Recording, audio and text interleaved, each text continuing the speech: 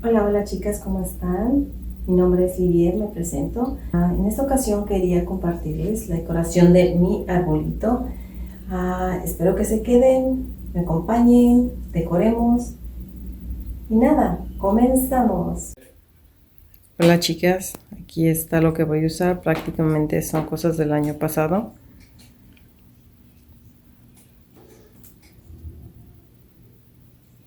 Flores, que es lo que más le pongo al árbol. Hay esferas.